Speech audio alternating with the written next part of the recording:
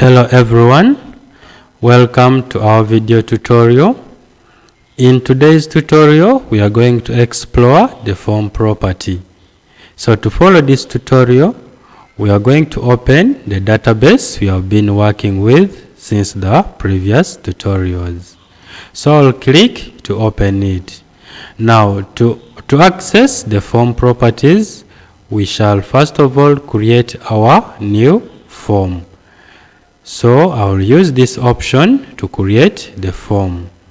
So when you create your form opens in a layout view, as we can see from this status bar. And from this layout view, you can still access the property sheet. So this property sheet helps you to work with the property of the form. Since I want to have all the fields worked on, we shall start by selecting this form or these fields. So you select using this option we see at the top edge. Now we can look at these property options. So from the property option, we have this first option where we see visible. Visible implies that you are in position to see the fields that are available in your form. So if you want to hide these fields, that means that you can go ahead and change from yes to no.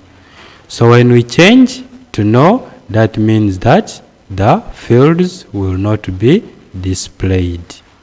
So if you want the fields to be displayed once again, then that means you go to this option for visible, then use that arrow and select yes, and you'll have your fields once again displayed for you. There are other options that you can make. For instance, you can change the width and height of the fields that you have in your form. Then let's try to work with this option for the border style. At the moment we see there is no border style, so we click in this field besides the border style, and then we use this option, this arrow pointing down. Then we are going to select this option for transparent and see its effect to our fields. So we say transparent. So when we say transparent, you may not see the effect from this layout view. So what we are going to do is to open our form in the form view. So when you open our form in the form view, this is what happens to your fields. Because you selected transparent, you will not have the borders in the form fields that you have in your form. So let's go back to our layout view. We click on layout.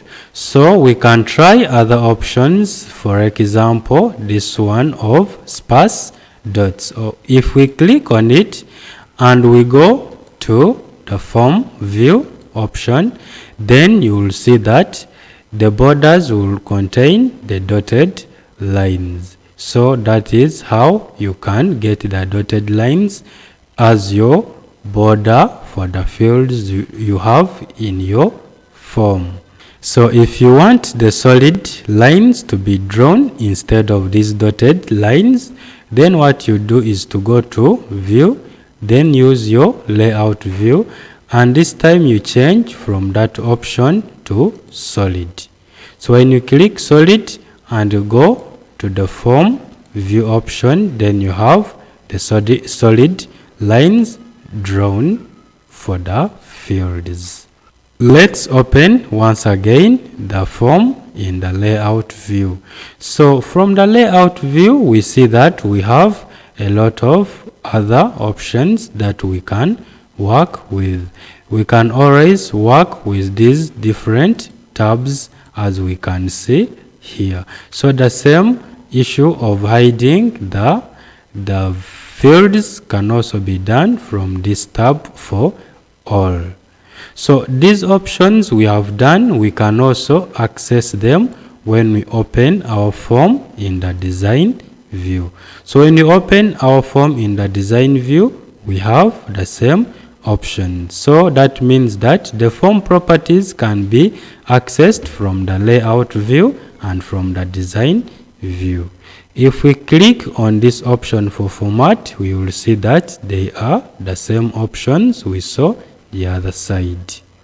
So right now we have all the fields selected. So to deactivate this selection, you move your pointer to the screen. If that pointer appears, click to remove that selection. So if you remove that selection, you will see that even the options for these field properties will change. So if you check on these others, you will see the changes as well. So while working with the form properties, you can decide to work with a single field as well. So when you select on this, then you can have it formatted or customized the way you want it. For instance, you can change the font name, that is the font style. So we use this button and change it maybe to Comic Sans MS. So when you click, that is what can happen. So if you are not viewing these contents well, then move your pointer to this point to either reduce or to enlarge this pen. Then you can also go ahead and format the contents that are contained in this field, just like we can see here.